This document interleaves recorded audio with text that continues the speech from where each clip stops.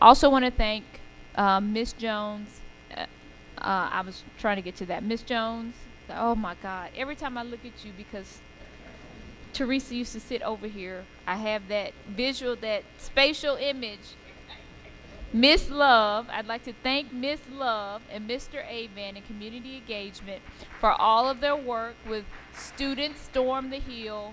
We had almost 300 students who were able to go and give voice to some of the things that are concerning them within Shelby County Schools. So I really thank the gargantuan effort it took to support our students, and thank you to Miss Love and Mr. Avan for all of your hard work in getting that organized. I am now going to turn over to the different committee reports. First, we'll have the Academic Performance Committee report. Ms. Bibbs. All right, thank you, Chair. I too wanted to say kudos to Board Member Love and Mr. Avent, because they let me tag along and be a chaperone. So all I had to do was show up and kind of usher kids along. But the event itself was great.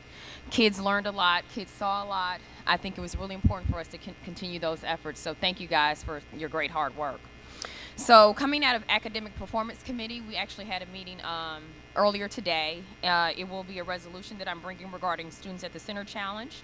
We had a conversation about our upcoming academic retreat that will be scheduled for the month of March, and as well as we talked a little bit more around EL, which is on the agenda today. Thank you. Thank you, Ms. Bibbs. Moving on to Audit, Budget, and Finance Committee. Mr. Caldwell. Yes, I actually had a comment on Ms. Bibbs' committee. I would hope that we can do something like storm the county commission meeting, because I think that that could be very effective. But just putting a bug in your ear. But on audit, budget, and finance, we've had several meetings. The first was the February 5th meeting that the administration met with us, and we had a board retreat. On February 6th, we covered the comprehensive annual financial report for 2016-17, then the school internal school funds report for 2016-17, and then the second quarter financial statements. On the 16th and the 21st, we had meetings for the board to help understand the budget better and come up with a process where we can ask questions and better advocate for the money and the funds that we need, and looking at maybe one or two more of those meetings. Thank you. Thank you, Mr. Caldwell. Moving on to Capital Needs and Facilities Committee. I'll come back. Community Outreach and Community Outreach Engagement, Ms. Love. Thank you. Tuesday, February 20th, we had a meeting with our Student Service Department, and like I stated to the media, this was not a meeting because of what happened unfortunately in Florida. This was a meeting previously scheduled. So some of the things that we did speak about were our resource officers, their roles and responsibilities, the programs that we currently have now, how effective are they? Do we need more programs? And I did ask for information on all of our programs that are in our schools assisting our children, so we can see if they are actually serving the needs of our children. We also spoke about a partnership with the DA's office to help address truancy in 16 of our schools. And we spoke, Dr. Richmond gave a presentation on some of our not our partners, but our different counselors, behavior specialists, professional school counselors, the mental health department, and also the roles and responsibilities of them and the behavior specialists, the student leadership program managers, and the roles of our ISS teachers. Because this is budget season, we did ask them to let us know what they need. I think one board member asked, in a perfect world, what is it that you would need? So I still haven't received anything, and I know this world isn't perfect. So because it is budget season, I do look forward to receiving something so we can make sure, just like that young spoke about, we can make sure our students feel safe in our schools. And that's it, Chair. Thank you, Ms. Love. A lot of hard work going on behalf of our students. We appreciate it. Evaluation committee report. Thank you, Chairman. My report will be brief, but we have identified our vendor to facilitate the evaluation, and we are in the process of setting them up as a vendor, and hopefully my next report will be the timeline and the process will be moving forward. Thank you. Internal board operations, Ms. Bibbs. I'm sorry, Mr. Cornell. I want to ask Chair McCormick a question. I have put in a new or more extensive evaluation instrument suggestion now for 2 years. When will that be? When will we discuss the rewriting of the evaluation? So part of the work, I sent an email to board members last week saying that there were 2 buckets of work that we needed to focus on. One was our academic retreat. The other is the evaluation tool. So as a purpose of utility, we have to go with a instrument that we voted on in years past in order to get the superintendent's evaluation done. He has agreed, and board members have agreed, that we need to create a new instrument that will be for the 18-19 school year. So as part of our work, in March we'll be focusing in on the academic retreat, and in April, May, we will set a time in order for us to work with an outside vendor to create a new evaluation tool. So at that time, we'll be able to incorporate some of the changes you and other board members want to make sure is clear in the evaluation. I submitted it 2 years ago. Why is it delayed 3 years? So we haven't been delayed 3 years. I think we've had, as a committee and as a board, we've had an opportunity to discuss those changes. If there were specific changes that board members wanted and needed to make for the particular instrument, then that would have been a conversation at that time. So we've moved past that time frame. As a purpose of state law, we need to move forward in the utility of getting the evaluation done for the 17-18 school year. We will now we're happy to entertain any changes specific to an instrument that we want to create and develop. But the majority of the board voted to utilize the instrument that we are using. I submitted it to the staff to ask that it be put on the agenda. It was never put on the agenda. So we'll make sure that if that is your distinction of what happened, we want to make sure for the next committee meeting that we will have an answer. Okay, thank you. Mm-hmm. Moving on to Internal Board Operations Committee. We do not have a report at this time. The scheduled meeting that we had was canceled due to the presentation, not just a conversation that needed to go a little bit further before being presented. Okay, thank you. Come on. Legislative Advocacy. Mr. Cornell? I got a question. Chair Bibbs, was it your committee or was it procurement? I'm a little confused that wanted to set a definite lead time for contracts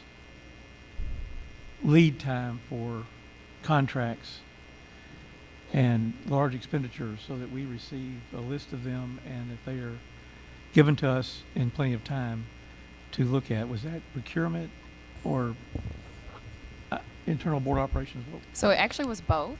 Earlier today, I met with staff around bringing that back up, but we first have to get with procurement committee as well. So we actually were discussed in both. So we're talking about it both. I think in the original meeting that you're referring to, we said it needed to be referred back to staff who handle procurement, and they came up with some small solution, but it technically crosses both committees.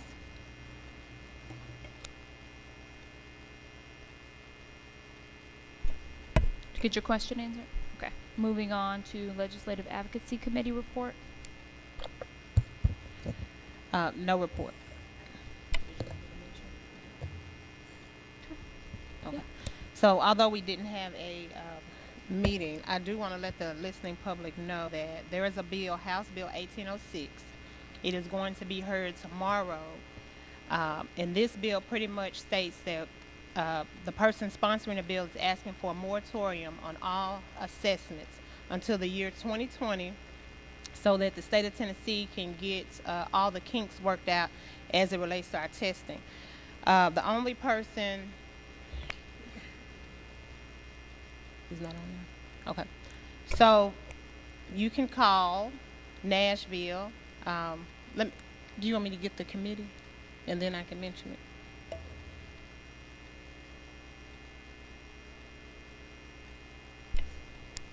All right, we're moving on to procurement committee. Thank you, Madam Chair. We did have a meeting, and there were only 2 items on the agenda. I think they are on the agenda tonight for vote. Um, I think they're on the consent agenda. So, since our last meeting, though, I have established a time frame for each procurement meeting through, I think it's June. So each of you should have received invites, a series of invites, and we know what what the meeting dates are through June. And it is my desire for us to look at those dates, look at what we need to do in terms of procurement and contracts and those issues, and make sure that we are timely, because that's what the main focus is are we timely with getting these contracts and these procurement issues to the board. One thing we did discuss is our ongoing efforts to get our disparity study moving. We're still in the process of that. There was a time frame given, about 6 months. The board strongly expressed a desire to try to see if we could shorten that time frame by doing some, maybe going ahead and posting positions or whatever. So we expressed that as a desire to the administration. But basically, we have now an established time schedule each month for procurement matters. And I think that's it. Thank you, Ms. Jones. Moving on to Superintendent Hobson's report. Okay. Thank you, Board Member. Just very briefly, in response, I think to what one of the students said, some of our open campuses are certainly an ongoing concern when we think about school safety. So I think in that connection, we had an initial meeting with both mayors, with the police director and some sheriffs. District Attorney Wyrick was there, and I think our U.S. Attorney was there, and so we are beginning to start the discussion. And from the discussion, a couple things that jumped out of my mind that I asked for support on was obviously immediate training as it relates to active shooter situations. We actually had some here. In central office. I know Board Member Jones has gone through some, but we need to figure out a way to get schools trained at a faster pace, and they've supported, or they've agreed to help us figure that out. And then we have several large buildings that have multiple buildings with multiple entrances that we need some help in terms of figuring out how to secure those buildings. So they made a commitment to help us with that. So we'll be meeting ongoing, and I think our theme was that we need to have some action to do all we can to make sure that what happened in Florida, the risk of that is minimized. So just want to let you know that. I'll keep you abreast of that. And then secondly, just quickly, there were 2 items, really one in particular, that the state wanted a answer really from the board in terms of whether or not it would follow its recommendation regarding closing Hawkins Mill. I think they've given us a March 15 deadline. My recommendation last week was to continue with the critical focus path, but did want to hear from the board of a firm response to that so I can know how to respond to the commissioner.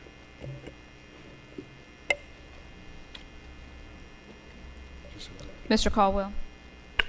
So I would just ask if it's possible that somebody from the board attend some of those meetings so we can have a voice about what's done. And, Absolutely. I would just recommend that my personal thing would be the community engagement person be involved in that. Great. If that's the board's will, we'll just make sure. I mean, I'm open to what everybody else wants. But.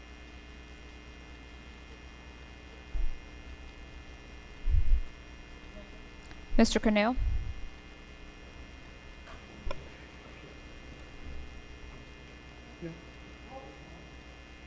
Thank you. I thought the chair was going to respond. Madam Chair and Mr. Superintendent, I think since we have seen what happened in Florida, we've heard a lot of the reports, we've heard a lot of discussion, because state law allows us to discuss deep security in private. I think it would be good if we had a meeting in executive session and go over some things that we might all be concerned about that are dealing with the schools and with school security. and actually sit and discuss it and then get a report back about some things that are being done. I believe that there may be some budget items that need to be changed in order to make the schools more secure, and I think it'd be good if we had an executive session to look at that. We certainly could set that up.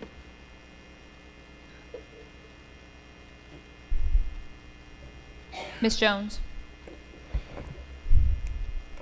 Thank you, Madam Chair. I don't want to open up a whole nother line of conversation on Eureka Map, but I just wanted to let the superintendent and the staff, especially Dr. Griffin, know some of the feedback I received from the community sessions. I urged her, based on parents saying, I need something to help me with this new map. And she put together a training session for parents, and I've had some come to me and tell me that it was difficult. It was hard. They stuck with it, and now, particularly, she was helping with her grandchild, that she loves it, and that she logs on herself. And the training that you gave, especially, she said she attended over at Ridgeway, was helpful. But it was an effort. But now she enjoys it. Yeah. So I just wanted you to know that.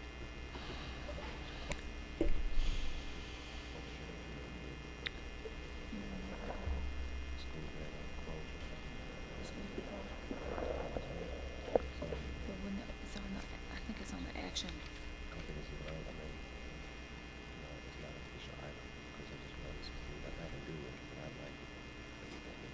Okay.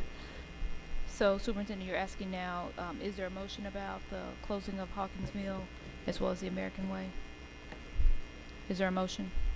I think that, Madam Chair, the American Way doesn't necessarily require an immediate response, but the date that the state gave us was March 15 on Hawkins Mill, and I'm prepared to tell the state that we'll decline that. But I think that's if the board wants to weigh in prior to my conversation. Ms. Love? So do I need to make a motion first and then we discuss, or how does it work? Well, he's still giving us part of his report, so if you had a question or comment, I think it's fine. Okay, so as the board member that represents Hawkins Mill, I am asking for the board to support the recommendation that the superintendent sends a letter to tell the Commissioner of Education that we respectfully decline her statement of closing Hawkins Mill down. Thank you.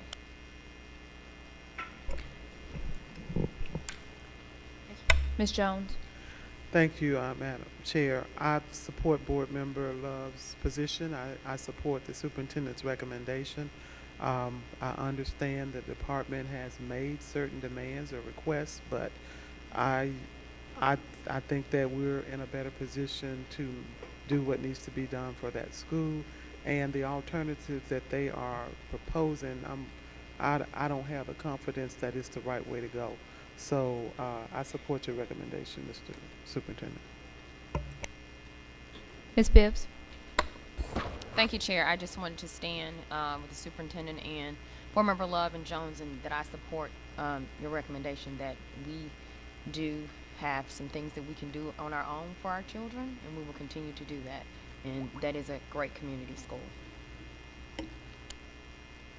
Mr. Caldwell? I agree with what my other colleagues have already said. So, seeing no other lights, I'll just add, Superintendent, that I think it's incumbent upon us as a governing body when the state comes in and wants to make demands on how local control looks in our communities, that we have a right to say what's right for our kids in our schools.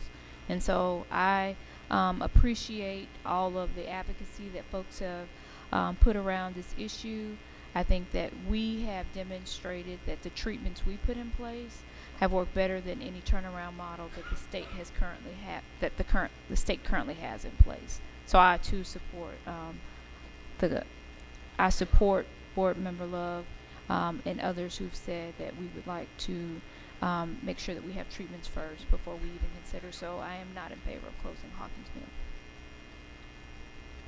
Ms. Love? And just so other board members can know, there is a meeting at Hawkins Mill, March the 8th. I believe the time is 6 o'clock.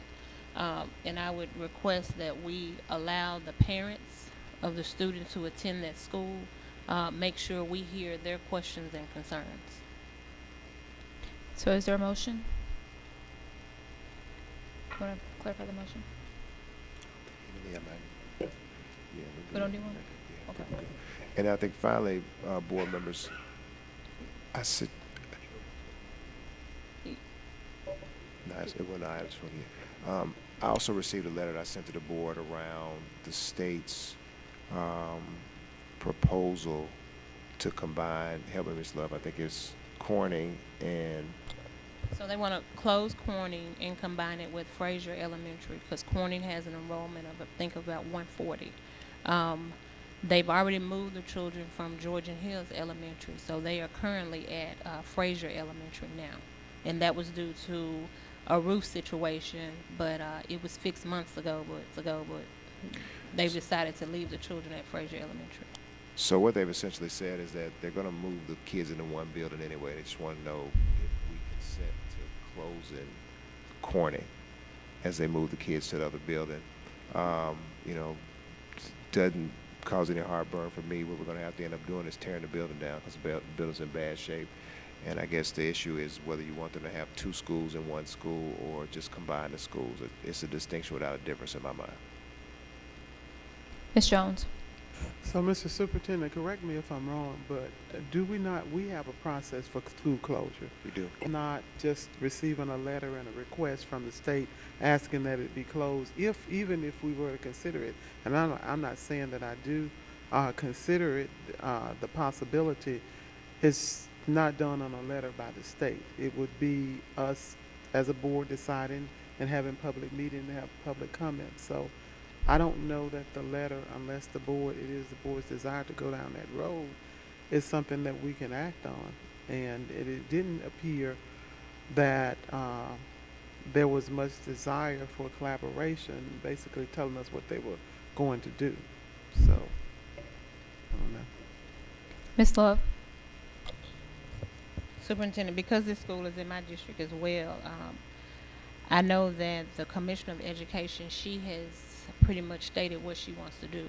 My suggestion to you would be to request that the commissioner holds a community meeting with those parents and letting them know exactly what it is that she is anticipating, and letting the public know that that is her recommendation, because that school is a part of the ASD. Although we control the building, ASD is operating that school. So I think that, it needs to be noted that although there's only 140 students in there, I think those parents still need the same respect as we would give them if we were in this process. So, and then after that, then we can make our recommendation if we're going to close it or not. But I think that conversation needs to be had with the parents of Fraser Elementary and Corning Elementary, because Fraser will be the receiving school, before we state or give our recommendation or opinion on anything.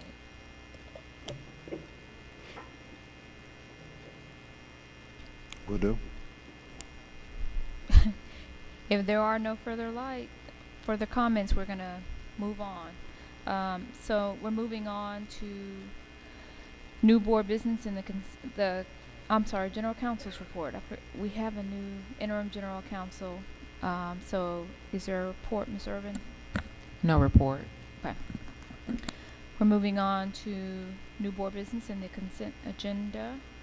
Are there any items that need to be removed from the consent agenda? Yes, I'd like to pull item 1118. Okay. About the HVAC mechanical projects for multiple school locations. Superintendent, are there any other items?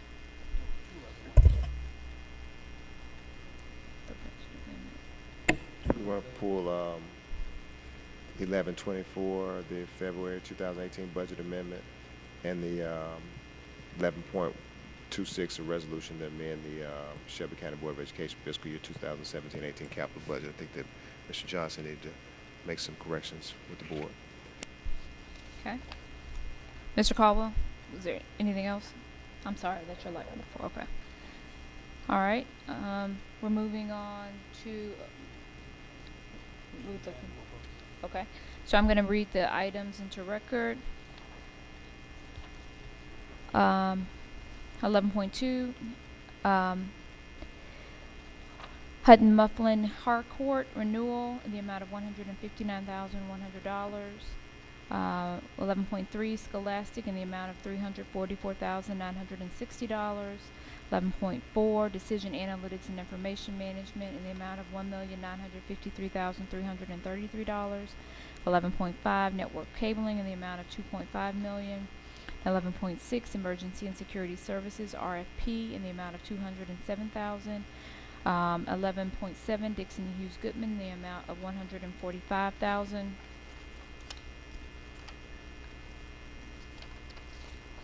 11.8, Elevators and Lifts Inspection, Testing, and Maintenance Services Contract in the amount of $206,316. 11.9, Mount Pisgah Middle School Roof Replacement Project in the amount of $122,998.95. 11.10, Ridgeway High School Roof Replacement Project in the amount of $564,960. 11.11, Facility Lease Perea Elementary School in the amount of $210,000. 11.12, Whitehaven High School AE renovation of auditorium in the amount of $176,000. 11.13, White Station High School renovation project architect services in the amount of $176,000. 11.4, Food storage equipment freezer cooler rental in the amount of $101,832. 11.15, cold storage facility rental amount of $324,000.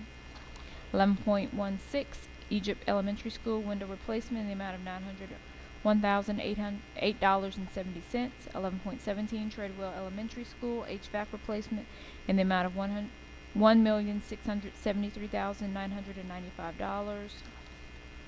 11.19, roof replacement Riverview K8 in the amount of $548,910.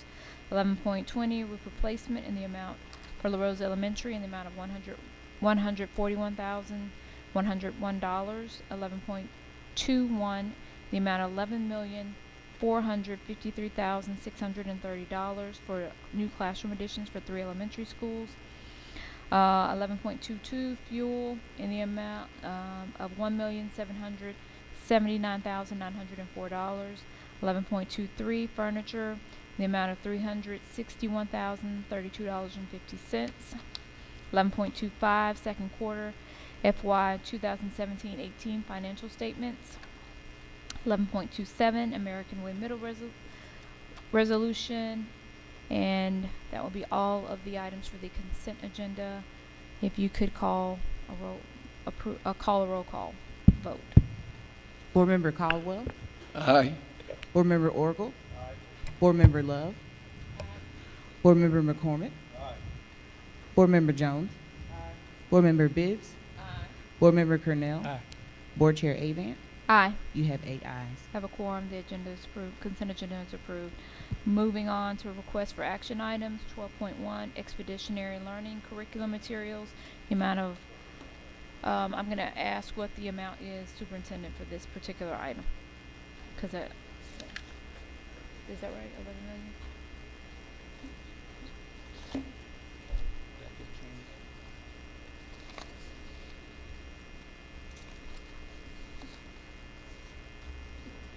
It's 8.2, $8,286,990. Okay. So I'm going to turn it over to you for this item. Thank you, Madam Chair. We did have a good discussion regarding this earlier today at the academic committee. I want to turn it back over to Ms. Giles and have her just do a really brief recap of the presentation, and then just hear feedback from the board. And as I said during the meeting, if I misspoke last time saying it had to be done now, because the purpose of that really was more around budgetary. We wanted us to get to schools by June 30th so that it wouldn't count against next year's budget. But I don't want that to be the deciding factor. So I don't want you, I think in the words of some board members, I don't want you to feel rushed or like it's pressure. We do feel, though, that this is the right approach. I think that what we learned in the committee meeting is that EL is the #1 ranked Tier 1 curriculum in the country. And I know that we have a lot of students who struggle to read on grade level, but what we also learned in the committee was that in addition to working with kids on foundational skills and trying to catch kids up, we also need to expose them to the material that they are expected to learn if we're ultimately going to get to where we want to be. I will say, too, that the price has come down significantly since our last meeting, thanks in part at least to the board's things the board raised and how the board pushed us, and then we went back to the company and we've had a lot of discussions. There's also, in full transparency, about a $700,000 PD item too, and so I think the grand total would be somewhere around $8.9 million for the full ask. So I want to just ask Ms. Giles to really focus on the why behind EL, and then the breakdown of the cost, and then we'll be glad to entertain any questions the board has now. And if the board feels like it needs more time, we're more than happy to schedule some follow-up meetings. Ms. Giles. 3 points. Thank you, Superintendent Hobson and the board. First of all, I just want to say thank you for the opportunity to talk a little bit more about the EL curriculum and why we believe it is the right decision for us. As Superintendent Hobson stated, Speak a little oh, sorry. closer to the mic. Thank Thought you. I had my teacher voice on. Okay, all right. As Superintendent Hobson stated earlier, the reason we are asking and wanting to utilize EL is because it's not just a simple curriculum. EL is a way of life. EL is a social justice curriculum. I was very moved earlier when we had an opportunity for some of our students who shared some of their artwork around some social justice issues. And so again, we wanted to just make sure that we don't miss the point of that. We're not just talking about are we putting materials in front of students just so that they can pass the test, but we are providing curriculum materials that will be addressing the whole child. So we're looking at, it is a social justice curriculum. It is aligned to our state standards. I do want to make sure that we emphasize that it is aligned to our state standards. And we know with proper training and support that our students will be able to soar. And as I mentioned earlier in our academic committee meeting, I do want to remind us of our goals of Destination 2025, one of those being that 90% of our third graders will be reading on grade level. And so we believe very strongly that the EL curriculum will help us to meet that goal of Destination 2025. And at this time, we can also, I was wondering if we have our PowerPoint up, but at this time we can entertain some questions that you may have in terms of the curriculum itself, in terms of the materials, also in terms of any of the numbers.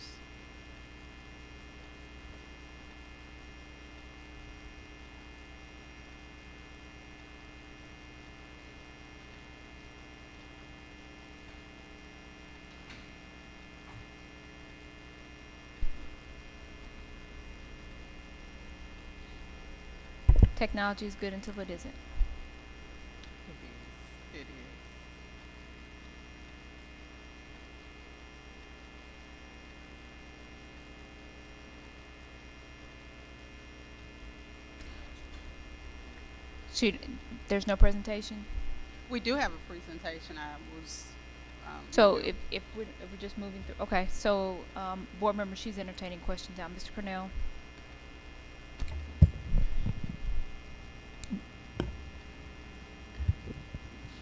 Did y'all look at other companies and other academic material other than expeditionary learning? So did we look at other ELA curriculum materials? We have had an opportunity to, there are other ELA curriculum materials such as Wit and Wisdom, CKLA. So we have had an opportunity to look at those materials also. Was there a group of teachers that y'all put together as a group that looked at all the different materials? So in terms of the group that were looking at the materials, there were some teachers that were a part of the smaller group, but the majority of that work was done through the CNI, the Curriculum and Instruction Advisors. Okay, when did you decide that you liked this particular company? So in the spring of last year, in spring of 2017, is when we made our first purchase with the EL curriculum. And at that time, that's when we approved the first purchase of the first 2 modules for grades K through 5. And how many teachers in that category have been using this material? I'm sorry, could you repeat that How many question? teachers, what percent of teachers in that category have been using this material this year? Are all of them? All of our teachers. So we began implementation of the EL curriculum for grades 3 through 5. That began in November of 2017. And then the rest of our teachers, K2, began implementation in January of 2018. So all of our teachers are utilizing, all of our K5 teachers are utilizing the EL curriculum. If it's ready, I'll hold off. Oh, okay. Ms. Giles, are there a couple of slides? Because I think most of this we probably did go through in our committee meeting. So if there's anything additional, I think for the listening public, it's just we wanted to emphasize what you as the district wanted to emphasize why we were moving in the direction of EL. So if we can just quickly go through what those slides are.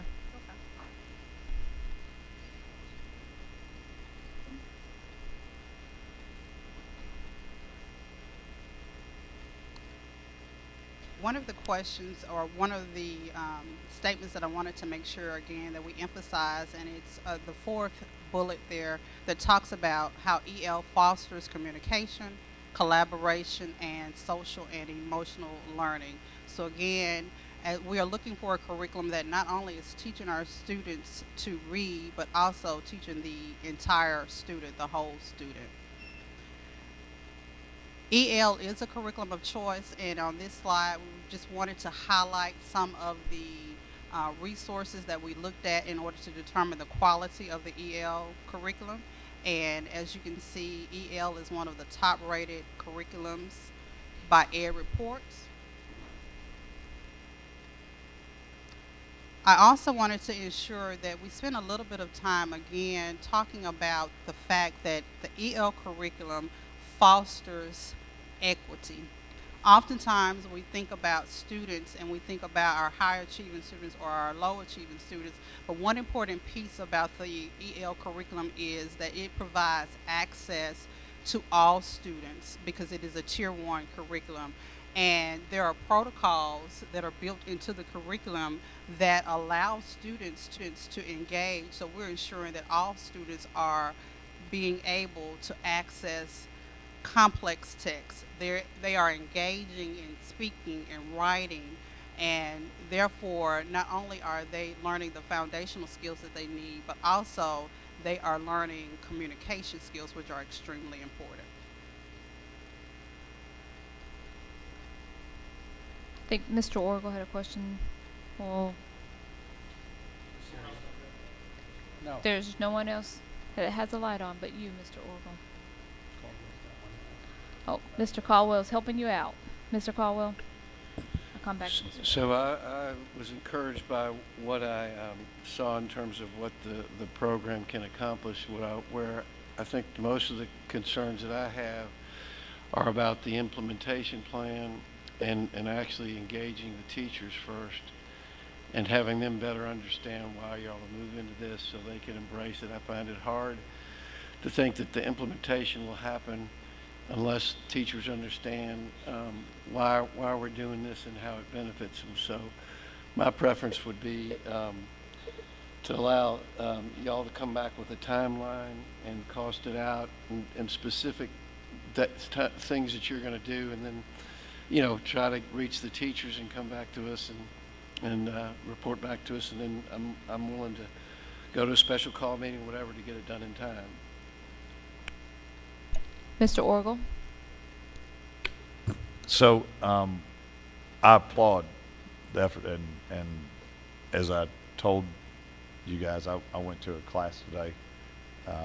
I had some teachers, a group of teachers in my district asked me to come talk to them, and I think their tenure with the district was, they were 20 through 21 and 14 years. I can't remember the exact tenures with the district. And I sent them to some board members, the books.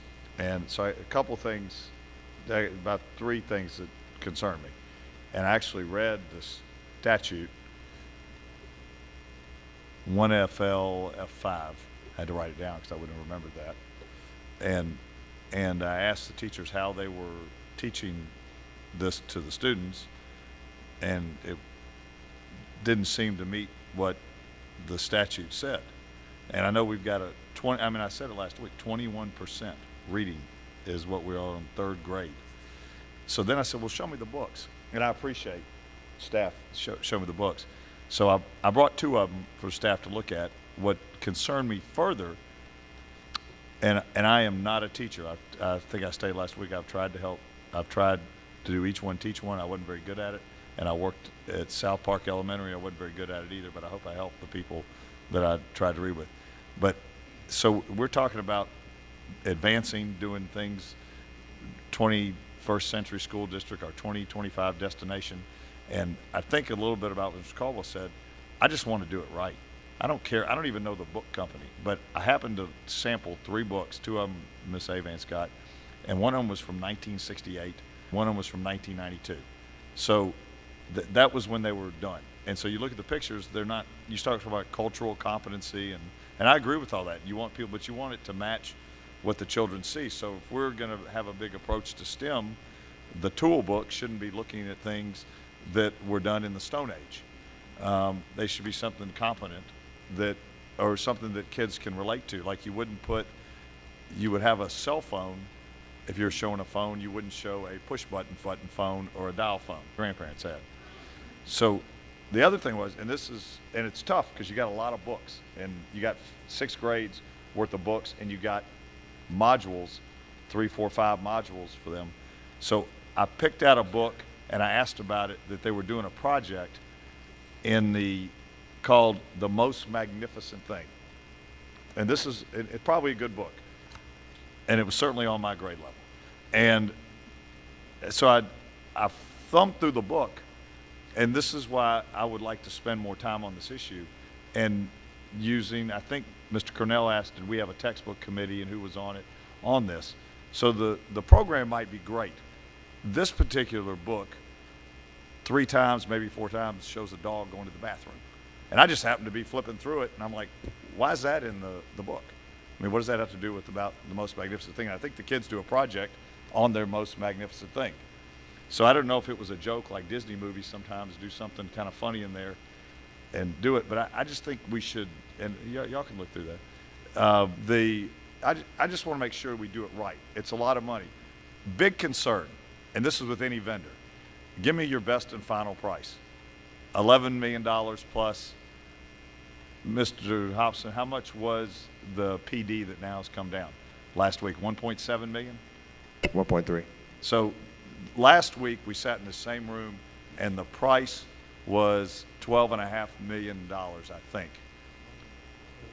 Well, it was 11.2 plus, no, it was 11.9 because there was $800,000 in shipping plus $1.3 million in professional development. So it was actually a $13 million purchase. Yeah, 13.2. But so now today it's 8.2 plus 7, which is 8.9. So something bothers me a little bit because there's 1.1 plus 3 million, $4.1 million that if we'd been asleep, which we weren't, thank God we weren't asleep, that we would have just tossed out the window into some company, I don't know where they are as pockets, for some techs that she's got in front of her that were done in some cases 40 years ago, 45 years ago. So I'm just would rather take time to do it right and to do it right for our students, because I think that we owe them that, we owe our teachers that, and you guys have done a great job bringing forth what you think, but that's why we have us, so we can make the decisions. And you have so much on your plate, you probably didn't go read through. Mr. Orgel, 80 you're out of books. town. So anyway, I think this Our could be the time. best thing, but let's study it a little bit more and do what Mr. Cornell said and have some input from our teachers to make sure we get it right and get by. Ms. Jones?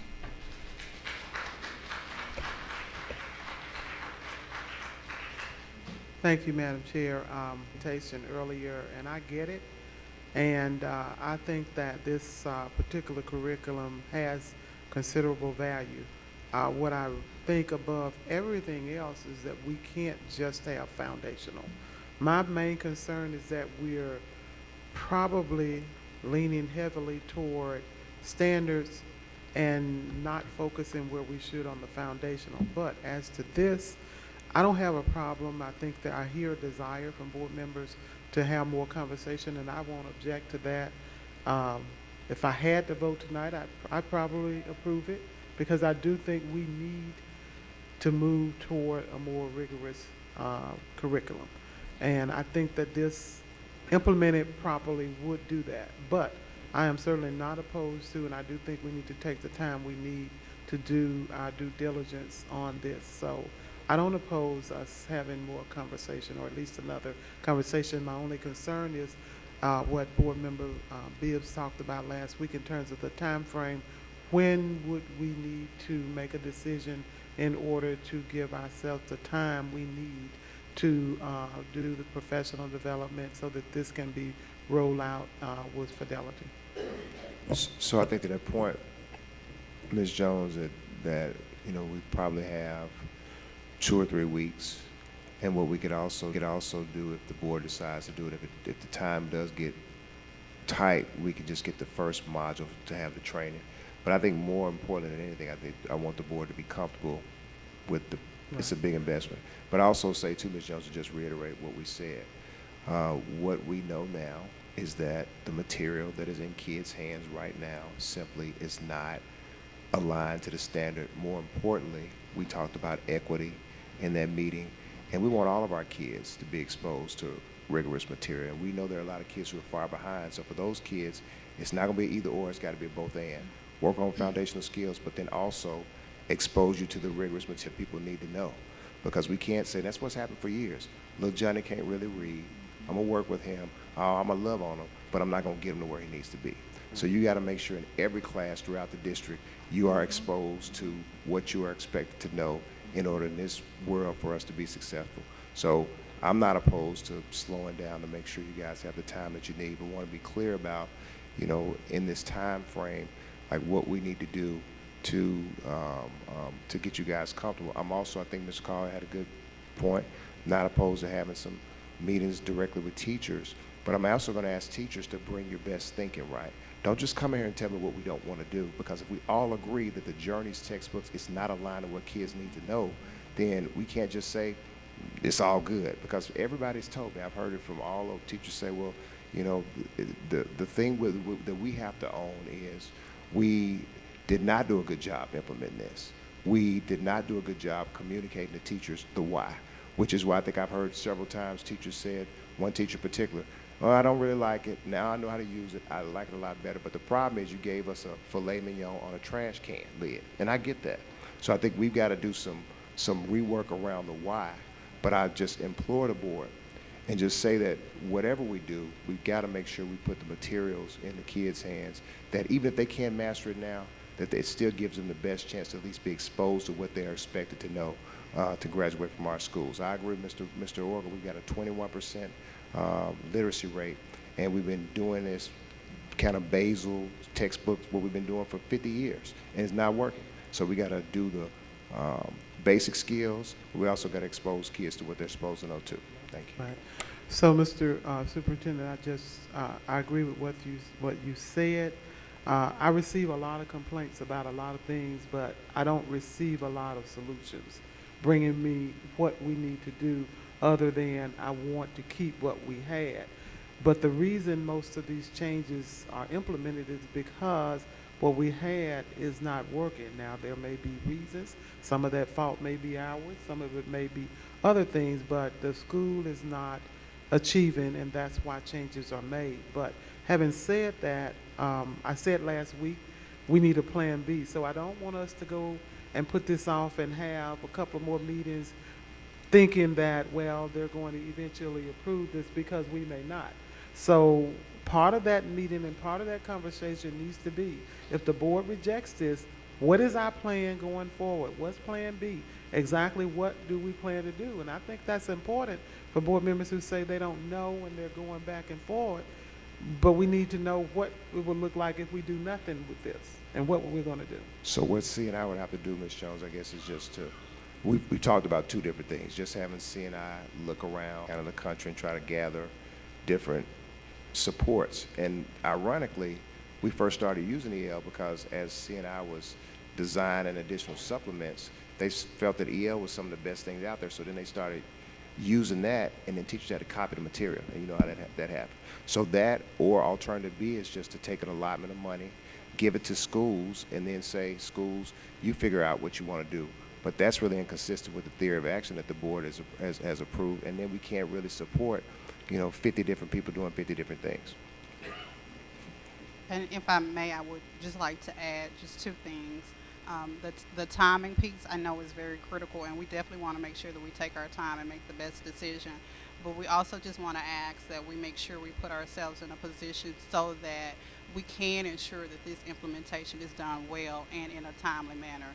And it will begin with professional development, but of course we will not move forward with those steps until we know that that is the direction that we're going to move in.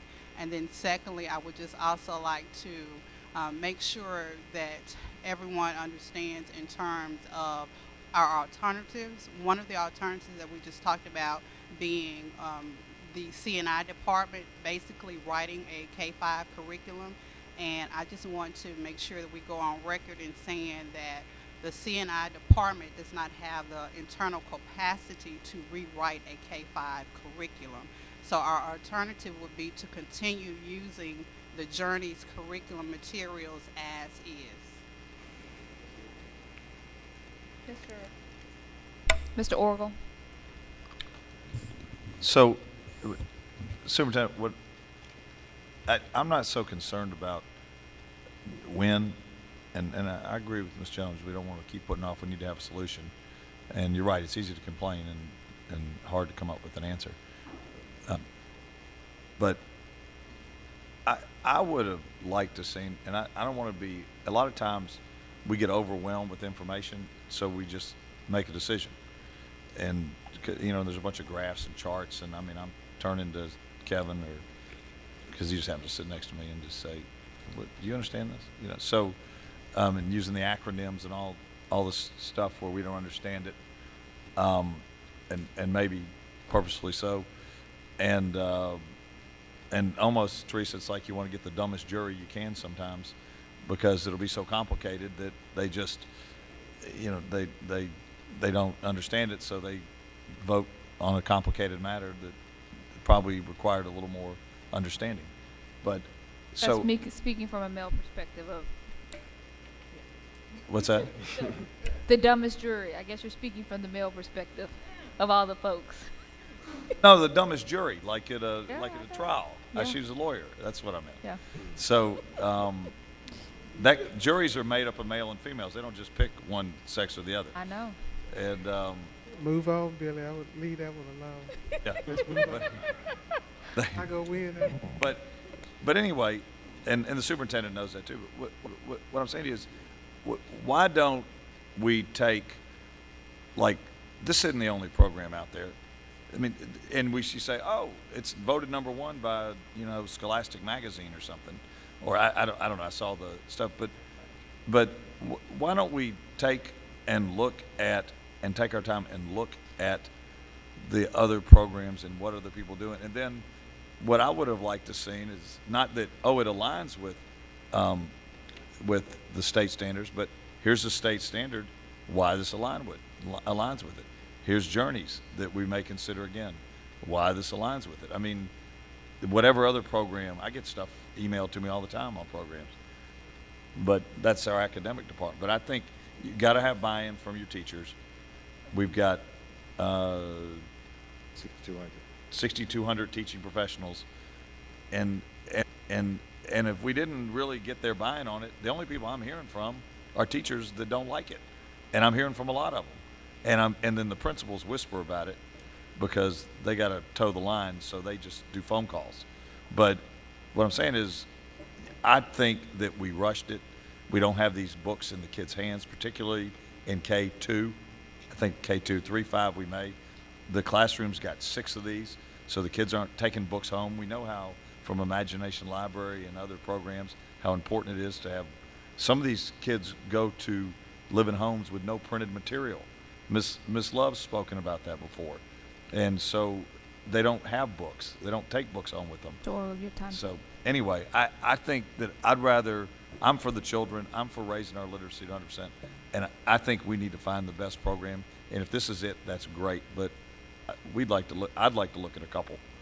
I will say, Mr. Orr, I just really appreciate the board for pushing, because you're right. I mean, I think that in addition to that shipment fee that you push, I had a conversation with the CEO, I guess, a couple of days after that, and we really pushed. And I think here in the board meeting, I think sometimes you tell people, you got to give us your best price. Our board's not going for this, and they say, oh, maybe they will, and then they hear the meeting, and then it causes a reset on the renegotiation. So I do want the board to know that, I personally got involved in this, and we got to a much better place. But I also will say too, Mr. Walker, I think it was probably over a year ago or so, we had an academic committee meeting, and we laid out all the standards and laid this all out last year. So I don't want you guys to think we just dropped this on you now.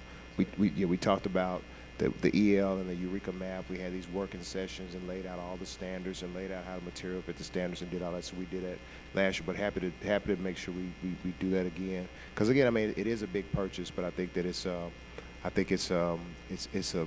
good investment in our kids. Mr. Cornell. Yeah, I do want to thank everybody out there, the professionals who are trying to get us to some place that you think best. When it comes to a huge contract like that, I have a problem voting when I don't know all the things that I need to know to vote for it. And so there's more things I'd like to ask that I won't ask tonight that we can ask later. But I think the taxpayers want us to make sure that whatever contract, whatever company we use, that it's the proper thing.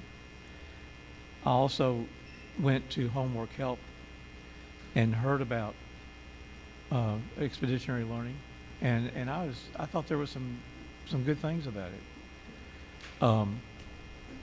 I thought it opened the door to a greater creativity than the old Common Core had been. But still, if a lot of teachers are still unready and haven't been looking at it and giving us feedback on the details for them, the ones that have to be there and do it, then I'm unready. So I want to thank everybody for trying hard and whatnot. But one other thing, the mathematics teacher from, I think, Southwind did a great job explaining mathematics last night. And what she was saying was that sometimes when you multiply a fraction by a fraction, a third by a third, you have to go back to the whole and then start to do it.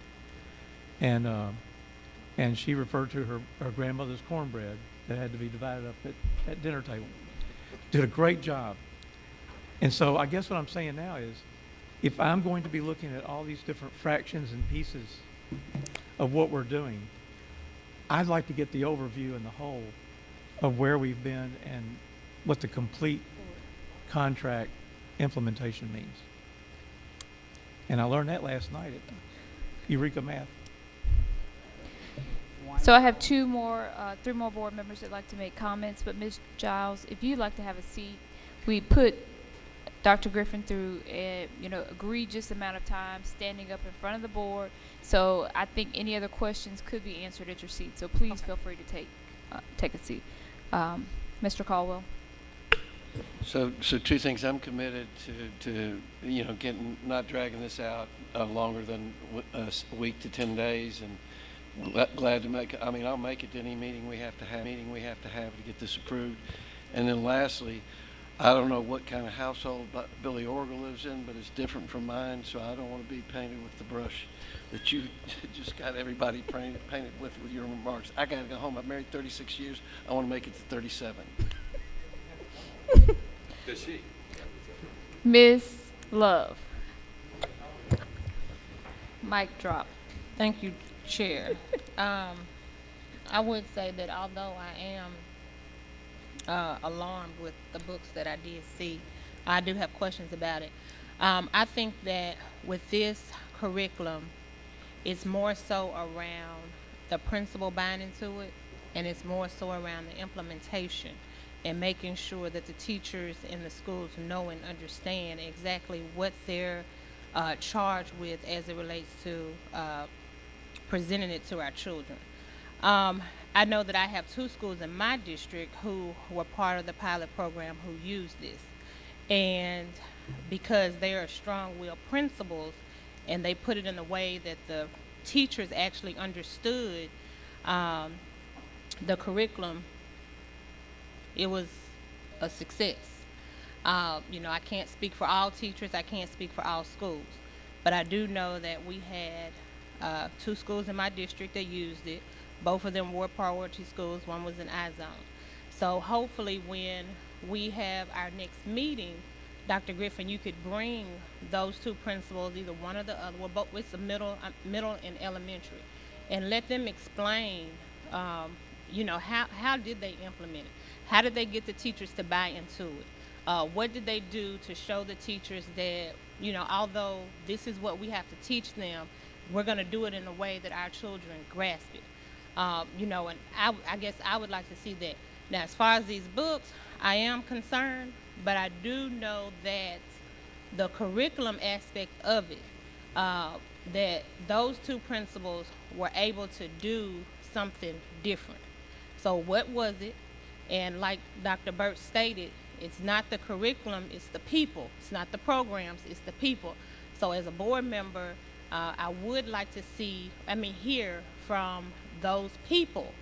What challenges did they have? What lessons did you guys take from that? So as it relates to the professional development, you can you can eliminate some of those issues. So if it's the will of the board, are we saying that we're going to move? Oh, I'm sorry, go ahead. Woman Bill.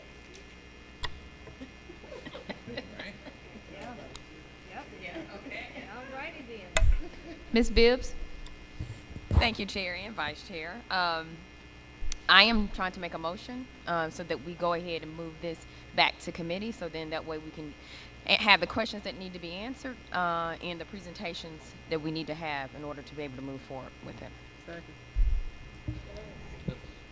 So the motion is to move this to committee Mm-hmm. for further discussion. Yes. And that's second by Board Member Jones. Okay, so we need to, our parliamentarian says we need to first put it before the board because this is all conversation around a presentation. So we need to put this item on the floor. So I need a motion to make, put item to adopt 12.1 so that we can then make a motion to move it to committee. So, Moved by Mr. Caldwell, second. second by Ms. Jones. And And now we're going to take an amendment from Ms. Bibbs to move to refer to committee. Yes, now I move to move it back to committee so we can have an additional presentation. Okay, and I have a second by Ms. Jones, Ms. Love, Mr. Oracle. Can I have a roll call vote? Board Member Caldwell. Aye. Board Member Orville. Board Member Love. Board Member McCormick. Board Member Jones. Board Member Bibbs. Board Member Cornell. Board Chair Ament. Aye. You have 8 ayes. We have a quorum, where it's now referred to committee. And so now we have 12.2, which is the board member strategic funds allocation program. There have been a few allocations that have been added to the agenda, so I want to make sure that I am reading those. Yep, got it. Mm-hmm. So that are read into the record.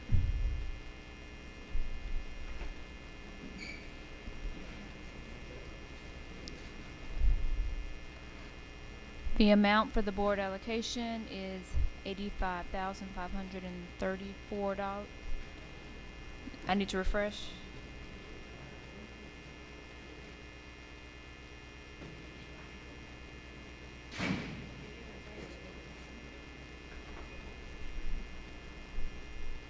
I'm refreshing.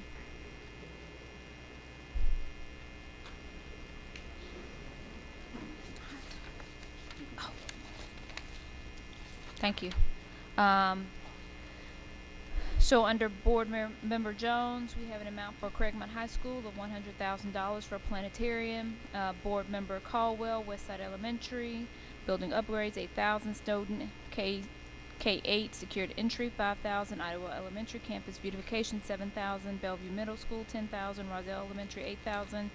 Over Magnolia Elementary, $1,000. LaRose Elementary, $8,000. Campus School, $4,534. Booker T. Washington, $7,000. Peabody Elementary, $7,000. Downtown Elementary, $6,000.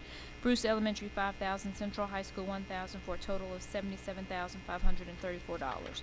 Board Member Bibbs, Goodlet Elementary, in the amount of $6,000. A. Macia Walker, $6,500. Garden View Elementary, $5,000. Robert R. Church, $2,500. Cromwell Elementary, $5,800. Oak Haven High School, $7,000. Hamilton Elementary, $2,010. Knight Road, $10,000. Oak Haven, $10,000. Hickory Ridge Elementary, $6,000. Crump Elementary, $5,600. Oakshire, $5,000. Hamilton High, $12,500. Hamilton Middle, $2,300. American Way Middle, $5,000. Getwell Elementary, $8,000. Sheffield High School, $10,000. Whitehaven High School, $2,500. And Alsea Elementary School, $2,705, in the amount of $113,785. And then Board Chair Avent, A.B. Hill, $8,000. Bellevue Middle School, $8,000. Roselle Elementary, $5,000. The amount of, that's not right, $21,000, $1,000, not 2,100. So let's make sure that's updated on the record. Can we get a motion to adopt the strategic allocations, and then we can have discussion, if any? Motion to approve. And so Okay. can I ask a question of the parliamentarian? So the amount for Magnolia was wrong. It's 7,000. Do I need to correct that after we speak, or does it? So why don't we make sure that that's corrected into the record tonight? It's 7,000 for Yes. Magnolia, and so we will make sure that is updated on our board documents. Yeah. Okay. Okay. So I'm making a correction. Yes, and with that correction, I make a motion to approve the strategic board member allocations. Okay, with that correction for Magnolia Elementary. Yes. Yep. Second. Can I get a roll call vote? Board Member Caldwell. Aye. Board Member Orgel. Board Member Love. Board Member McCormick. Board Member Jones. Board Member Bibbs. Board Member Cornell. Aye. Board Chair Avent. Aye. You have 8 ayes. You have a quorum. That motion passes. We are moving on. 3, this has already been read into the record, so I need a motion to approve the resolution recognizing Westwood High School PTSA for outstanding community involvement. So moved. Moved by Mr. Caldwell. Second by Ms. Bibbs. Roll call vote. It's already been read into the record earlier. Board Member Caldwell. Aye. Board Member Orgel. Board Member Love. Board Member McCormick. Board Member Jones. Board Member Bibbs. Board Member Cornell. Aye. Board Chair Avent. Aye. You have 8 ayes. That motion passes. 12.4, the Jeter Middle School conversion. Thank you, Madam Chair. I think that there was a letter, I think, that's been uploaded from the Whitehaven Empowerment Zone in support of it. But again, this is just for us to start the process. I believe we actually, Ms. Powers, correct me if I'm wrong, we have some meetings scheduled with the, okay. So I think the meeting for Jeter is next week, actually. So we have several meetings just for the listening public. There are several community meetings that are happening this week and next week, specifically related to the Whitehaven Empowerment Zone. And those dates and meetings are on the website. Mr. Cornell? This isn't my area, and I'm not complaining about the meetings or anything. It's just that we have no document. There's no document on the screen, I don't think. Is there? For the, Am I Conversion? wrong? There's a topic, but I don't see any supporting documents. What are we actually voting We did a presentation last week. We just didn't upload it again. It's to allow us to start the process, the community meetings to combine Manor Lake and Jeter. Okay, well, do we make, if there's no document, do we make parliamentary inquiry, do we make a motion to support those meetings? Or are we voting on a document that's not here? So Yeah. the motion is to start the process for Okay. the community meetings. It isn't to make a decision about converting the schools until the community meetings start. Okay, so is that a motion and then there's a second to do that? It is. It's your district. It is my district. So you so move? mean, I no. do so move. Okay, I second. Mr. Orgel? So I don't remember the last time it's been a couple of years, but so what'll happen now is Jeter will be, if we approve it, which the board has to approve it, Jeter would be accepting the Manor Lake kids. Yes, it will become a we'll- K-8. So what we'll do is we'll have a meeting at Jeter, a public meeting, then we'll have a public meeting at Manor Lake to let them know what we're proposing. And is there one other meeting after that, or is it just those two meetings? Ms. Powers, how were the meetings? We may have just done one meeting because they're so close, but Right now, all we have scheduled is one meeting for both families. So both families for Manor Lake and Jeter will come to one meeting at Whitehaven at the Whitehaven Auditorium, and then from there, based on the feedback and the input that the families provide, we can determine whether we need additional meetings at each of the schools. But that's all we have scheduled right now. Lord knows I don't want any additional meetings, but just policy-wise, and maybe even with the state, Jennifer might be able to, but is that, I always remember when we did this, we had meeting this one, and he just brought a point. I just want to make sure that we don't get into some kind of scenario. so we actually, Mr. Organ, have multiple meetings. I think we're doing a kind of at Whitehaven, then we'll do one in Manor Lake and at Jeter too. Is that the way you're supposed to do it? I know it's least probably two. better for the parents to do it one meeting, but, because different communities may have different concerns. There's at least, I think policy dictates that are at least 2 meetings. Yeah. So we've started a round of meetings because there's a lot going on with the Whitehaven Empowerment Zone. So actually, we have a meeting tomorrow, we have one Thursday, we have one next Tuesday and next Wednesday. All related to all of the schools that are in the Whitehaven Empowerment But Zone. not Manor Lake and Jeter, because that's Yeah, not. Manor Lake and Jeter are in that In that. succession of meetings. Okay. But so we will have to have an additional meeting. So for one at Manor Lake and one at Jeter. Right. Yes. I just want to I just didn't want us to run afoul of it and then somebody say, Yes. they didn't do it right. Mr. Caldwell? So I don't remember the meeting, but I'm fine with moving ahead. But I think also, don't we normally get an impact study? And so we'll see what the combined school is, what the costs are and everything. Yeah. So as long as we're getting that, I'm fine with it. Yeah, absolutely. And I think what we typically have done, Mr. Caldwell, is bring that when we make an actual vote. Yeah. Well, and I think as part of the presentation that should be shared at the schools for Mr. Caldwell. So to your point, we'll also need to make sure to share that data at the schools in the presentations. Ms. Love? This is just a suggestion. Manor Lake and Jeter. Connecting with the principals to see what type of parent PTA meetings they already have. And maybe you can have somebody from the district go over there. So that so we haven't planned the Manor Lake and Jeter meeting, have we? Yes, so the Manor Lake date is... It's already been planned for next month? No, next week. Next week. Okay. Well, in the future, if we want to cut down on meetings and we want to make the best use of our time, all schools have parent meetings. They have some type of parent event. Let's connect with the principals to see what days they already have meetings, so we could have maybe representatives from the school, representatives from the district to go to that school when there's a meeting already planned, because like Board Member Jones stated, sometimes we have all of these meetings and we may only have 3 or 4 people in attendance. So just whoever's planning these meetings, a suggestion, start connecting with the principals to see what they already have scheduled, because I think they know what meetings they can have, that'll bring out the most parents so that we can make better use of our time. And Ms. Love, just, because I've been highly involved with the Whitehaven Empowerment Zone, this has been an ongoing process, and they have been reaching out to some of those parents and Not just talking about the Whitehaven Empowerment Zone.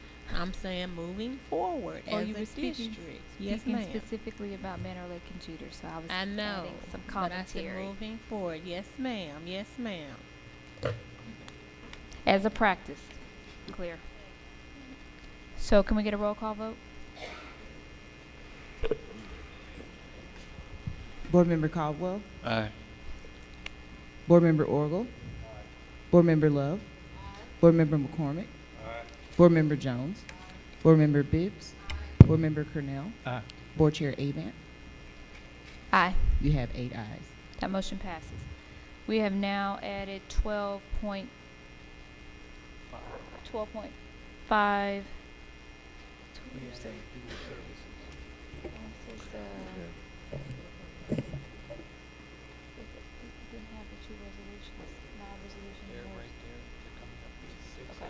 So Superintendent, 12.5 is a joint agreement with, of Nashville.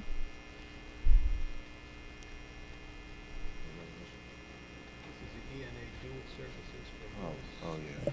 Yeah, this is, Mr. Williams, didn't get this on the agenda on time last week.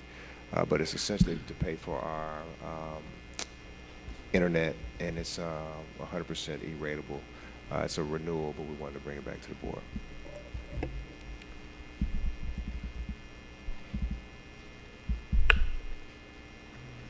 Mr. Caldwell. Motion approved.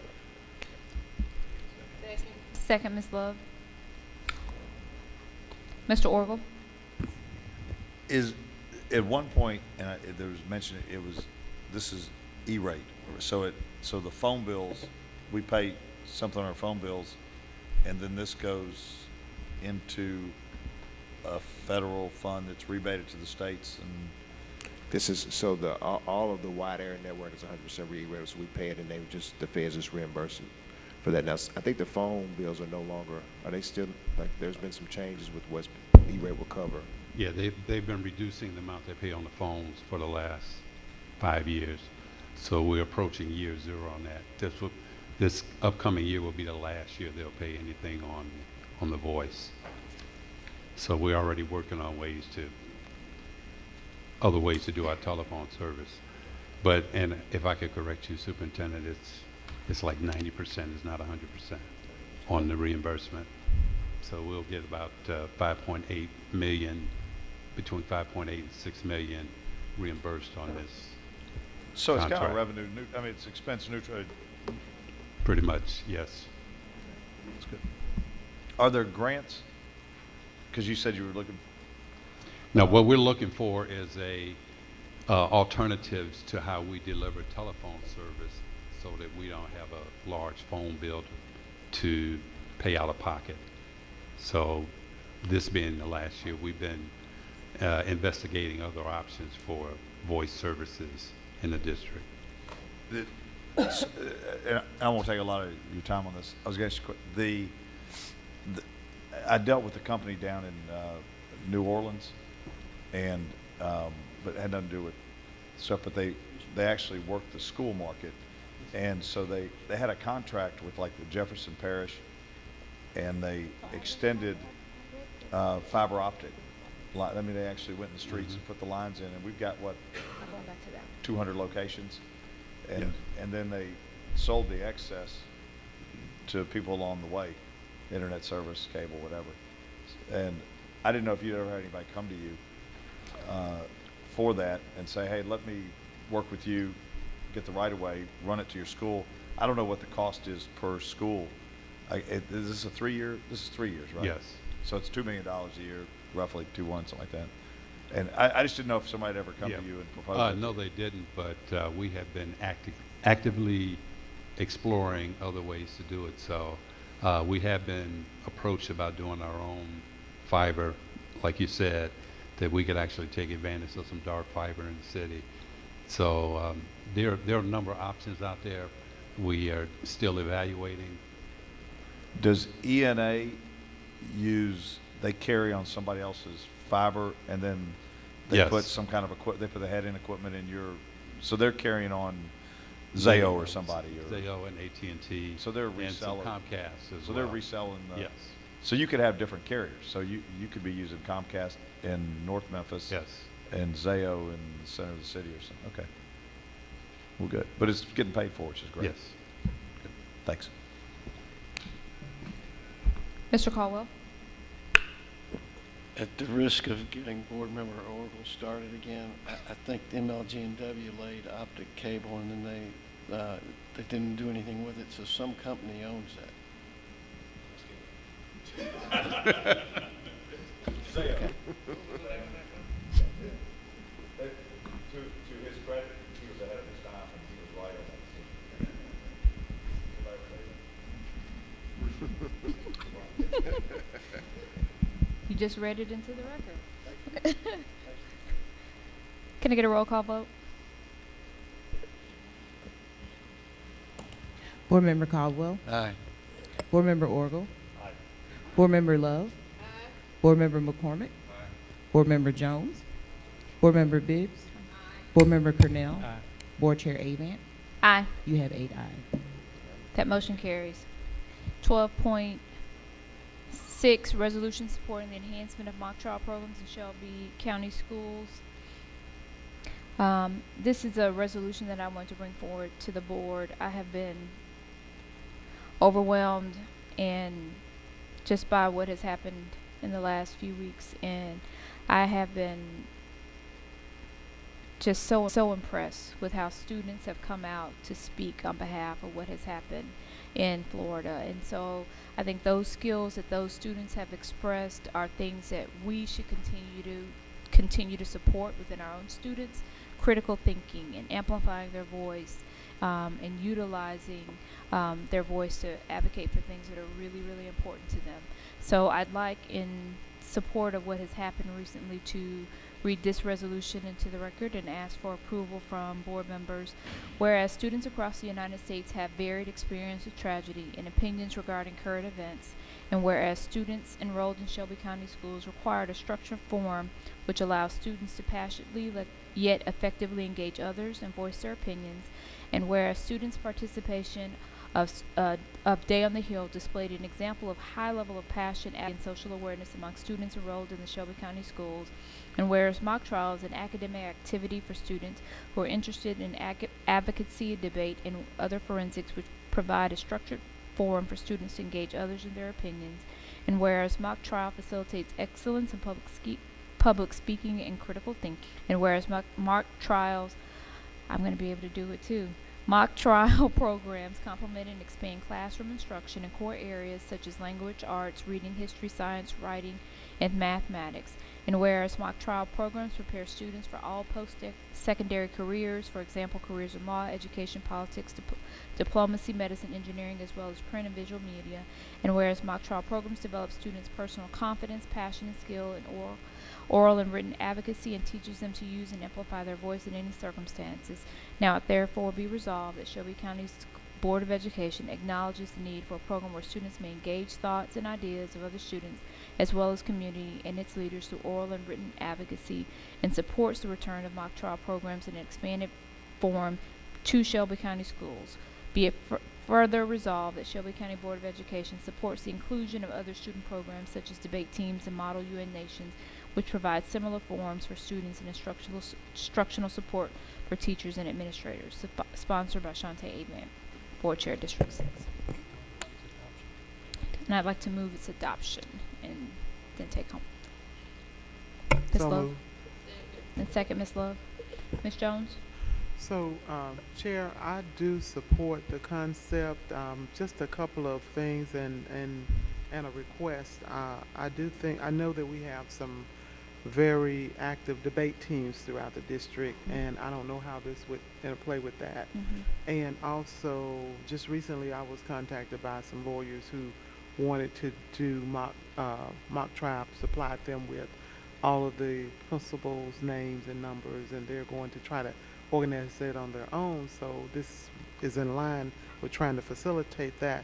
But I think in order for us to understand where we actually are going with this and the ask of the staff, we probably need to bring this, whatever the recommendation is, back to the through policy. Okay. Even if it's not a policy but to present us, what is this gonna look like for staff?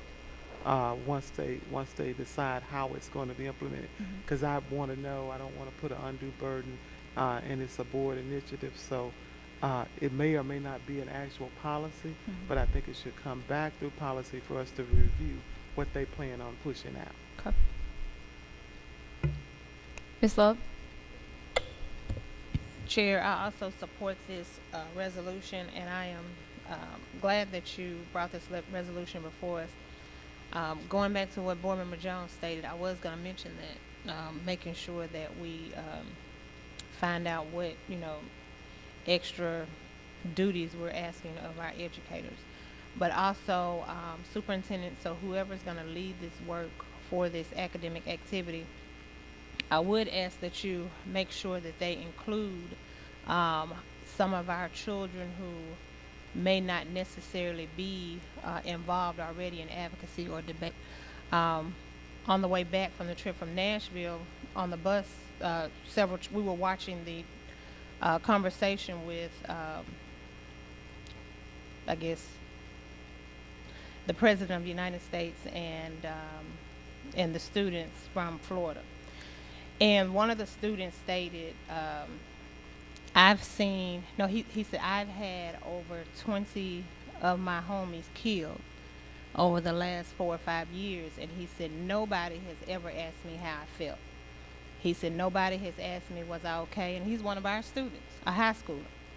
So when we talk about public speaking, and when we talk about, engaging our students in advocacy work, these are children that see firsthand violence and death. They see it every single day. So I just want to make sure that we engage those children.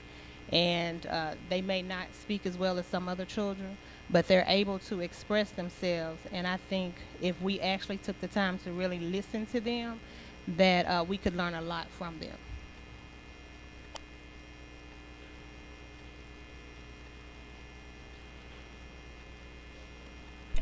Roll call vote.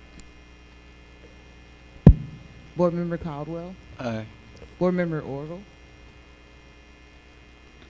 Board Member Love. Board Member McCormick. Board Member Jones. Board Member Bibbs. Aye. Board Member Cornell. Aye.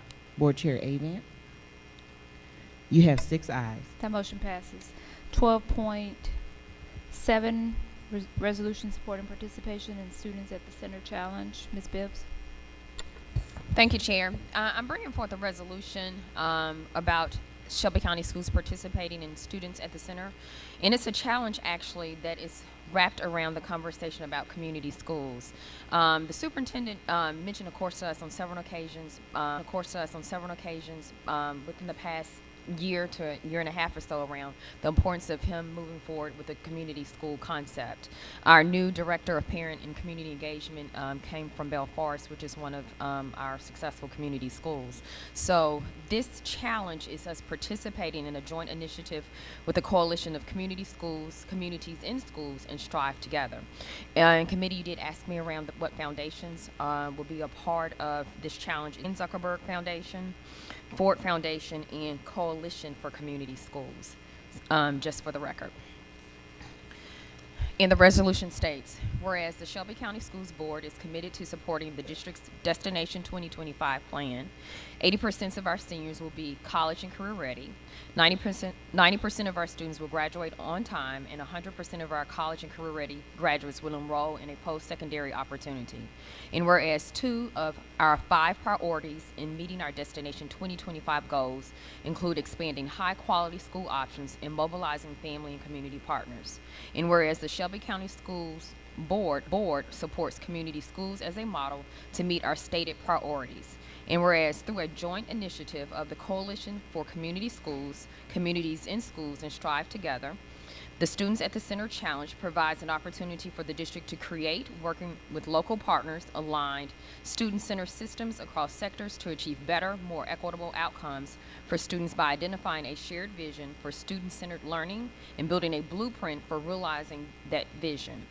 And whereas the aligned network partners like Shelby County Schools Board believe in believes in focusing on students, families, and neighborhoods to ensure every student will have high quality opportunities and supports they need to learn and thrive, from a robust, engaging curriculum to health and wellness services, from strong family support to high quality mentoring and enrichment opportunities, from work-based learning experiences to college readiness activities, and from decent housing and safe communities to transportation and employment. And whereas the Students at the Center Challenge provides an opportunity to receive fiscal, technological, and area expertise resources for planning and implementing the Shelby County Schools Community Schools model. Be it therefore resolved that Shelby County Schools Board will participate in the Students at the Center Challenge with local partners, communities in school, seeding success, and whole child strategies. And be it therefore resolved that I, Board Member Ms. Clay Bibbs, as the Chair of Board Academic Performance Committee, will serve as the Board Liaison for Students at the Center Challenge. And be it therefore resolved that the Superintendent, Dorsey Hobson, shall identify and appoint an Administrative Liaison for Students at the Center Challenge no later than March 6th. I'm sure you already have someone in mind, so that won't be difficult. And that is submitted on this day. As I find myself saying more and more, Dr. Ray. Okay. All right, and I respectfully submit that into record and ask for your support.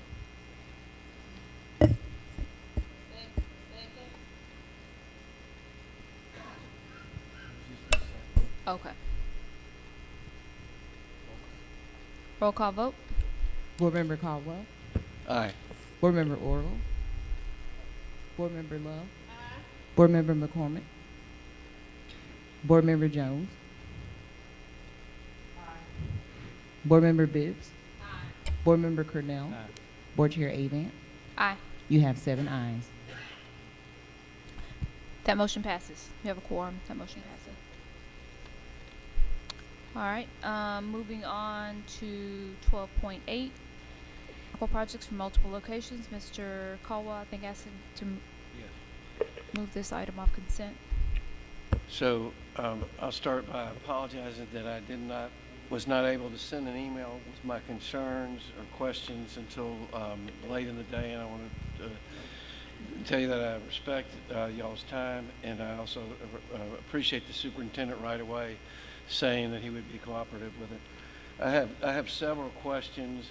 I was looking at Germantown Municipal Schools, and they have recently been installing HVACs, and so I wondered how we could compare if our HVACs or what we're doing is a reasonable price.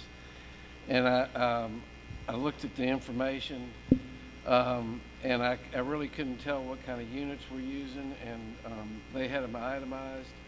The other thing that I had questions about was, and it's not the first time, but the owner's contingency 10%, and that's $2.8 million, and that, I don't know what kind of process we have in place to make sure that, that's not just giving them an extra 10%, and then we have an allowance that's $3.298 million, and both of those can make up about 15% of the overall cost of the project. There was a reference in the RFP about some other a document, and I went to the Dropbox and couldn't find it, but I don't see any correlation with some of these numbers, and I'm sure some of it has to do with my lack of understanding about HVACs and what it takes to put in classrooms, but certainly don't feel like I can vote on this or vote for this without a better understanding of what each person bid on and what the price was of what their bids included. Let's move. Can I get a motion, and then we can have some discussion. Ms. Jones, second. Ms. Jones. This is, correct me, this is part of the 16 projects or the 13 that we bundled and then Yeah, this is, for lack of a better word, the blind bid and the blind acceptance, but then we would go back and cost it out. so this is, a line item award.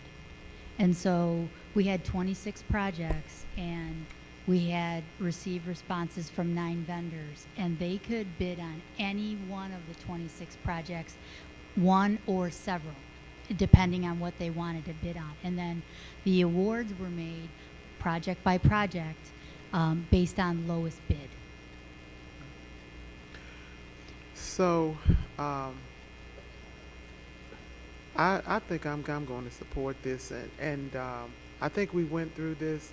We had some legal issues that we went back and we addressed those, or at least as best we could. And but my main concern is the timing of this. And one of the reasons it was explained to me why we took the approach that we did was to make sure that we were able to get these projects on schedule to spend the money in this budget year. Is that right? And more importantly, to get the work done before the school year starts. Okay.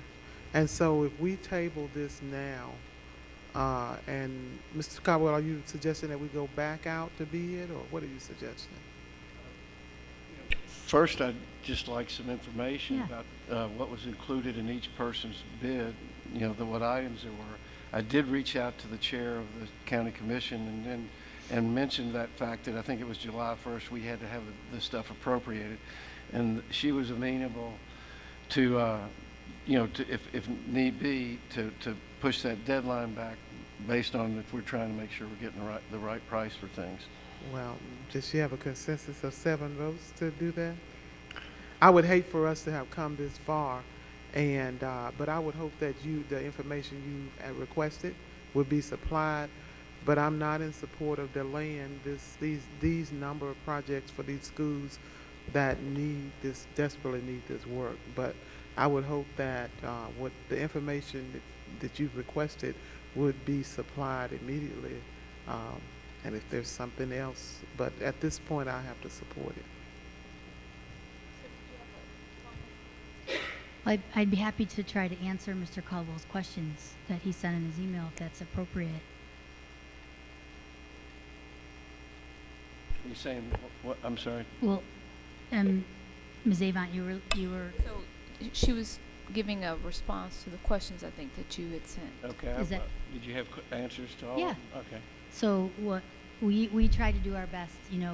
Thank you for appreciating the time, that we were able to prepare. But what we did was we took the document that you gave us, which was a bid from a particular product vendor, and then we went back to our specs. And what we tried to do was, I think you were trying to get at, how do we know that we're getting a good price? And as we were trying to compare the scope and the spec of the equipment, and you really can't. So when we put out our bid for this equipment, it's based on design that we outsourced. And how that is written into our bids, it's based on requirements. Like, for example, it has to have a certain refrigerant type or operate from 0 to 125 degrees Fahrenheit without installation or control. So when we write the bid, we don't write it in terms of what products. We write it in terms of the requirement system that is designed by our outsourced design engineers. And then when the vendors provide their bids, they provide whatever product that they think can meet the requirements of our design spec, and then we look at that, evaluate it, we go to the lowest bid, and then we send the lowest bid back to our design engineers, and they rationalize if that bid made the specs and met the specs and the requirements. So we tried our best to rationalize the prices, but because this is products and what we bid out is requirements, you can't do it. I just meant that as an example, because Okay. that may not be the apples to apples comparison, but when we were in another meeting, and so my impression that two of the most important things were the specs that were required. Yes. Because if you put enough specs in there, you can pretty much guarantee what kind of product is going to be used. And then the other thing is the people that make up the selection committee. So that's where I was trying to go, to see if these were, that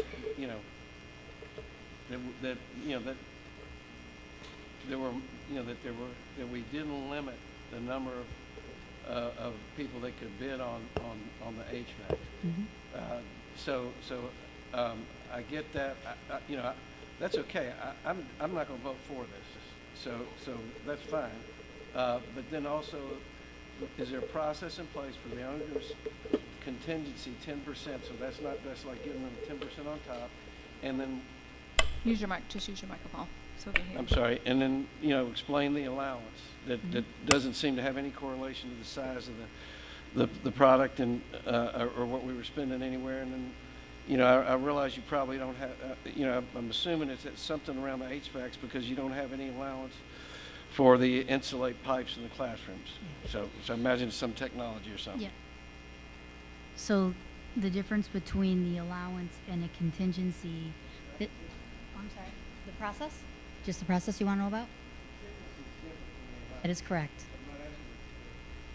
I was going to describe them, but yes, they are different. What's your question? Okay.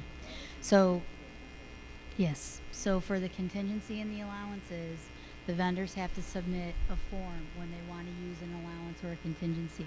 That form is tracked job by job because these buildings have their own purchase orders. So when we do a shore up or true up of what we're going to pay that vendor, we go back to their request for allowances. Our engineers prove it out, and then it goes into the payment cycle. So we check that every month for every job, for every allowance from every vendor.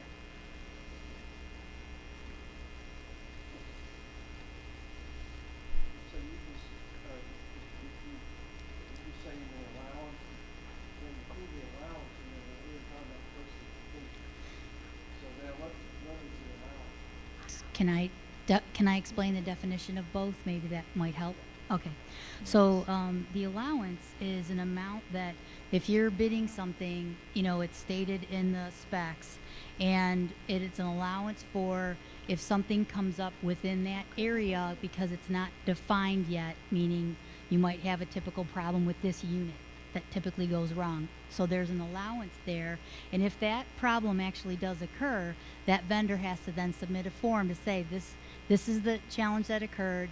We want to use the allowance. Here's the reason why, and then our engineers prove that out. Our design engineers prove that out, and then we either agree with the allowance or not. The contingency is a little bit different, where it is an amount for an unforeseen item. So you had no idea that something was going to come up, and that contingency is to cover things that you just had no ability to anticipate. And that's the difference between those items. But regardless, the vendors have to formally request that usage and allocation, and then we rationalize that request with our engineers, and then we go forward and put it into the payment cycle on a monthly basis. Okay, thank you. You're welcome. Mr. Orgel? So I appreciate it, and I appreciate a different approach on this. And what I liked about what you did was that you opened it up so that we didn't pick Carrier, Train, Goodman. Right. We didn't specify equipment, because we've had that problem in the past. Leonard knows, he's been here a few years. Is that we write some spec that nobody else can meet it, that it has to be 32.38 inches tall, but everybody else is 34 inches. So, you don't meet the spec, so you didn't do that, which I appreciate. And so we'll end up with different equipment. I think I asked you that question before, in different places, but every school's different. So I just renovated a 125-year-old building. So I had I didn't have enough contingency, and I had plenty of change orders. And for someone saying, well, we weren't putting this pipe here, or you didn't tell us you needed a hose bib here, or there's no electrical outlet here and you need electricity for this, or you got the wrong. So I mean, you're doing. If it was a new build, and I want to distinguish, like we were building a new school. What did we build in your district, West Haven? Oh, the Pride West Haven. Yes. Are you feeling better? Okay. So anyway, so we built West Haven. Leonard may know the answer to this. Was that under budget, or was that over budget?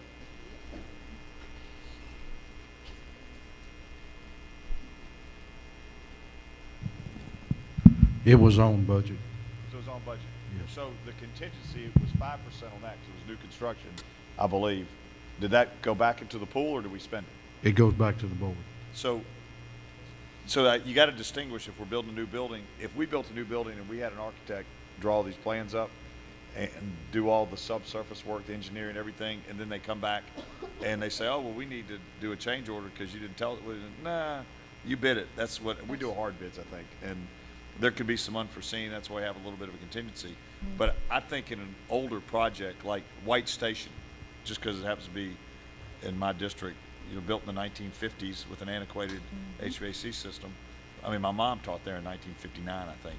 So probably uses them, if they had air then, they probably didn't. But it's an old system, so you got things you've got to account for. So I get why you're doing that, and I hope that what Chris is saying is that you guys are vigilant when they try to pull one over and say, because contractors may have a tendency to do that, I don't know, and say, hey, I need some extra money, this is what it is, that you're out there and inspecting it and doing it. But I like the way you took a different approach. I like it, and I'm supportive of what you're doing. And for me, I feel comfortable with your process. I hope some money will be coming back to us, because those are good questions he asked. Absolutely. Because we did a good job designing it. And I also hope that we can get these things done for our teachers that report in July in very uncomfortable situations and our students in August. You got a big task. Thank you. Thank you, Mr. Orgel. Are there, seeing no other lights, roll call vote? Board Member Caldwell. No. Board Member Orgel. Aye. Board Member Woods. Aye. Board Member Love. I like saying that. Board Member Jones. Board Member Bibbs. Board Member Cornell. Board Chair Avent. Aye. You have 7 ayes. That motion passes. You have a quorum. That was 8, right? She said not to negative vote too. I thought it said 7. It's 7. You have 1 Oh, no that's and what this, 1 I just absent. wanted to debate with Oh, you. okay. This for the EO, right? I'm just joking. I'm joking, guys. Just having fun. Sorry. So, thank you. That motion passes. I appreciate it. And I do just want to note that this was another opportunity for us to have great participation from folks who have not been able to be a part of this process before. And having $18 million in minority contracts is no small feat. So good job to Ms. Phelan and her team. Moving on to 12.9. Mr. Johnson. So 12.9, this is the resolution. This resolution was pulled in all transparency. We were planning to reallocate funds from potential savings from our charter school, given that the enrollment would be much lower. We have, I think in February during our budget retreat, I mentioned that I would have a better idea of our enrollment numbers, and our enrollment numbers are on par with what we budgeted for charter schools. So it's about 15,000 students. We're still able to pay for the textbooks, but it will not be due to those savings. And I just wanted to update the board and correct that. Can I get a motion to approve? Motion approved. Mr. Caldwell, Ms. Jones, second. Seeing no lights, roll call vote. Board Member Caldwell. Aye. Board Member Orgel. Board Member Woods. Board Member Love. Board Member Jones. Aye. Board Member Bibbs. Board Member Cornell. Board Chair Avent. Aye. You have 8 ayes. We have a quorum. That motion passes. 12.10. Quickly. Yes. Quickly. Very quick. So there were 2 minor adjustments. One is great news. We've been working with the county. They are going to allow us to spend the remaining amount of our appropriation for Germantown High School Classroom Edition. So we've added that back to the budget, and that was about $778,000. And then the second part is that we have moved the Bear Building on reallocation as part of the appropriation of the second appropriation of 26 million. And this was really just a adjustment that we and the county agreed upon. So just those two minor adjustments. Can I get a motion? Mr. Caldwell? Second. Second, Mr. Woods. Seeing no lights. Roll call vote. Board Member Caldwell. Aye. Board Member Orgel. Board Member Woods. Board Member Love. Board Member Jones. Board Member Bibbs. Board Member Cornell. Since Kevin hit the ground running, Board Chair Avant. Aye. You have 8 ayes. That's a motion passes. Meeting is adjourned.